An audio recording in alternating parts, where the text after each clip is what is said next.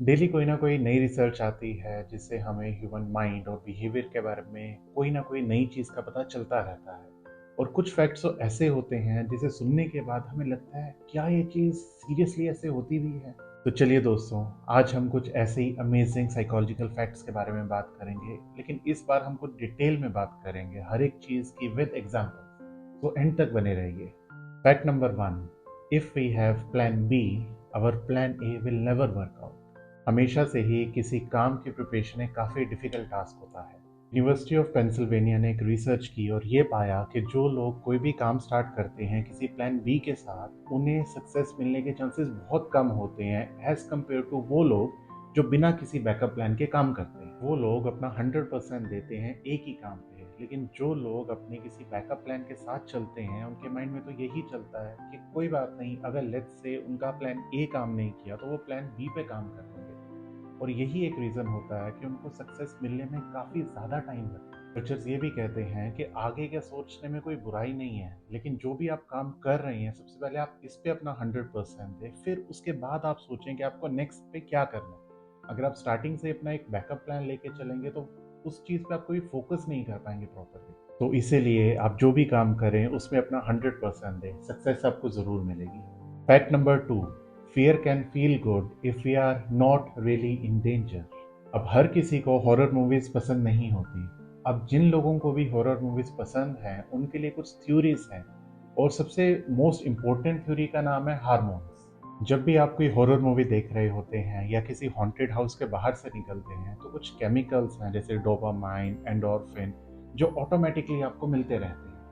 लेकिन इससे कोई फ़र्क नहीं पड़ता आप कितने भी ज़्यादा डरे हों, क्योंकि आपका माइंड इस तरह से प्रोग्राम होता है, आपके माइंड को पता है कि बस ये एक डर का एहसास है, बट इन रियल आपको किसी से भी कोई खतरा नहीं है। तो इसमें आप डर को एंजॉय कर सकते हैं बिना किसी खतरे में रहकर भी। Third fact is catching a yawn could help us to bond. जब भी कोई आपके सामने उबासी लेता है, मतलब यॉन करता है, तो ऑटोमेटिकली आप भी उबासी लेना स्टार्ट कर देते हैं, चाहे आप टायर्ड हो या ना हो।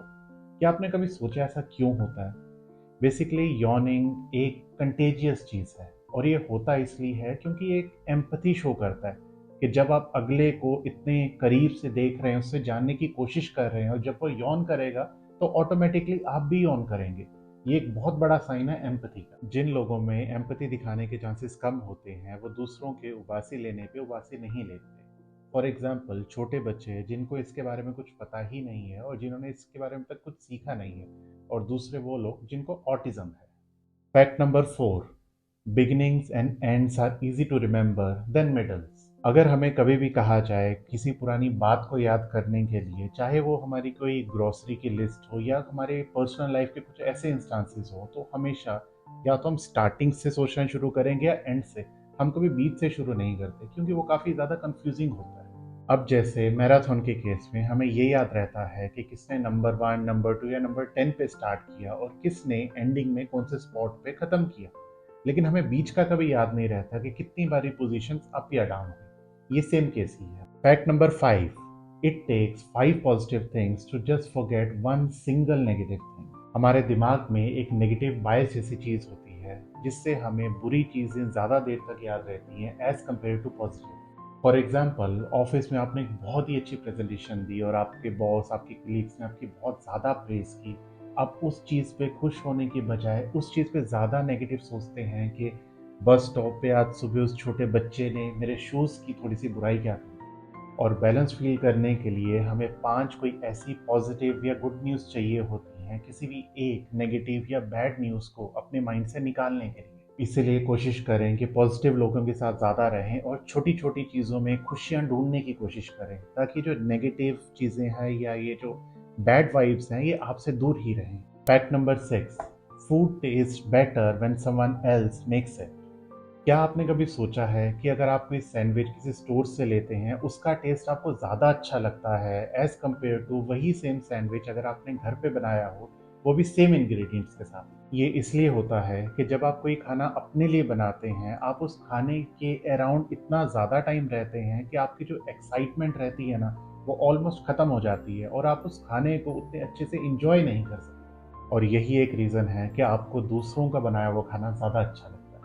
Fact number 7, we always try to return a favour. चाहे कोई इंसान अच्छा हो या बुरा, अगर वो किसी से भी कोई फेवर लेता है तो हमेशा वो फेवर रिटर्न करने के बारे में सोचता रहता है। चाहे कोई इंसान अच्छा हो या बुरा, अगर उसने किसी से भी कोई फेवर लिया होता है तो उसके माइंड में एक चीज़ हमेशा रहती है कि उसे वो फेवर रिटर्न करना ही करना। एक स्टडी में पाया गया है कि 9 आउट ऑफ 10 लोग ऐसा ही करते हैं। अगर वो नहीं कर पाए तो उनके अंदर ना एक अजीब सी बेचैनी होती रहती है, क्योंकि उनका माइंड हमेशा इसी तरह से प्रोग्राम किया गया होता है कि एक दूसरे की मदद करने से ही, एक दूसरे का फेवर लेना, फेवर देने से ही लाइफ एक बहुत अच्छे ट्रैक पे, एक बेटर तरीके से चल सकती है। और इस चीज़ का फ़ायदा सबसे ज़्यादा मॉल्स में स्टोर्स होते हैं, ये जो ऑनलाइन शॉपिंग वेबसाइट्स होती हैं वो उठाती हैं। वो आपको अपने फ्री बेस या सैंपल्स देती हैं, ये सोच के कि इन रिटर्न आप भी उनके प्रोडक्ट्स बाय करेंगे। Fact number 8, when one rule seems to be strict we want to break more. जब भी हमें लगता है कि कोई रूल काफ़ी ज़्यादा स्ट्रिक्ट है, जिससे हमारी फ्रीडम को खतरा हो सकता है, हम और ज़्यादा रूल्स ब्रेक करने की कोशिश करते हैं। जैसे स्कूल में मोबाइल यूज़ करना अलाउड नहीं होता और एक दो बारी मना करने के बाद भी हम उस चीज़ को बार बार रिपीट करते रहते हैं और हम कोशिश करते हैं कि और भी हम ज़्यादा रूल्स ब्रेक करें। जैसे स्कूल में च्युइंगम खाना स्टार्ट कर देना या गॉसिप्स करते रहना। और ये बहुत नेचुरल है, ये बहुत कॉमन है, सब में होता ही होता है। Fact number 9, there is a reason we want to squeeze cute things.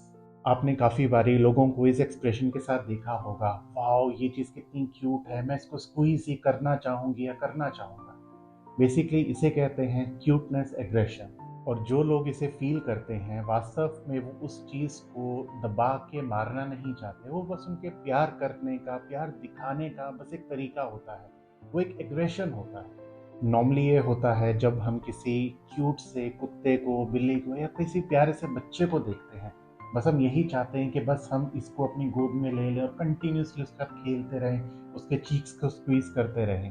Fact number 10, we are convinced that our future is bright. आजकल के टाइम में हमें कोई फ़र्क नहीं पड़ता कि हम कहाँ पे हैं, किस पोजीशन पे हैं, हम इस चीज़ से खुश हैं भी हैं या नहीं। ज़्यादातर लोगों को ऑप्टिमिज्म बायस होता है, जो उन्हें यकीन दिलाता रहता है कि उनका आने वाला कल, उनका फ्यूचर ज़्यादा बेटर होगा उनके पास्ट और प्रेजेंट से।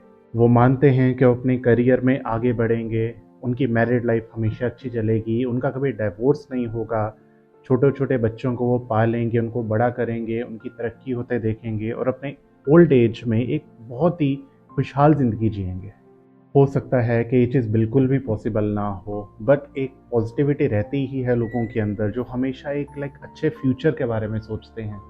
लेकिन सपने देखने में कोई बुराई नहीं है, जो सपने देखता है उसी के सपने पूरे होते हैं।